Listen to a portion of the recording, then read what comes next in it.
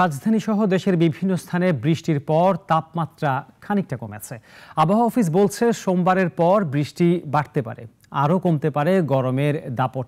তবে তাপপ্রবাহ অব্যাহত থাকবে আরও 2 দিন। বিস্তারিত জয়ন্ত কর্মকারের রিপোর্টে।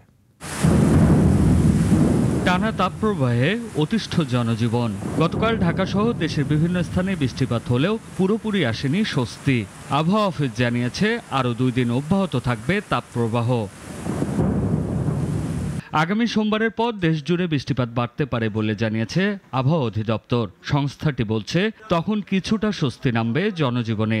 এই তাপপ্রবাহটা আরও 48 ঘন্টা অব্যাহত থাকবে।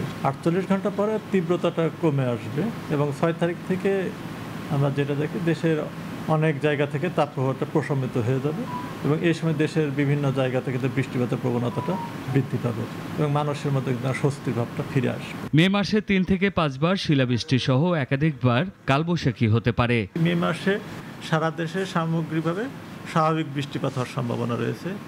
এই মাসে 3 থেকে 5 দিন বজ্র ও শিলাবৃষ্টি সহ হালকা ধরনের কালবৈশাখী ঝড় এবং 2 থেকে 3টি বজ্র ও শিলাবৃষ্টি সহ মাঝারি থেকে তীব্র কালবৈশাখী ঝড় হওয়ার সম্ভাবনা রয়েছে। এই দেশের কোথাও কোথাও 1 থেকে 3টি মৃদু থেকে মাঝারি ধরনের তাপপ্রবাহ এবং 1 থেকে 2টি তীব্র তাপপ্রবাহের সম্ভাবনা রয়েছে। গতকাল বজ্রপাতে দেশের বিভিন্ন স্থানে 11 জনের মৃত্যুর খবর পাওয়া গেছে। আবহাওয়া অফিস জানিয়েছে আগামী কয়েকদিন দেশের বিভিন্ন স্থানে বজ্রসহ বৃষ্টির সম্ভাবনা বেশি, তাই সে সময় নিরাপদ স্থানে থাকতে দেশবাসীকে সতর্ক করেছে সংস্থাটি। এই সময়গুলোতে যদি মানুষ একটু নিরাপদ আশ্রয়ে থাকে। জয়ন্ত কর্মকার, নাগরিক, ঢাকা।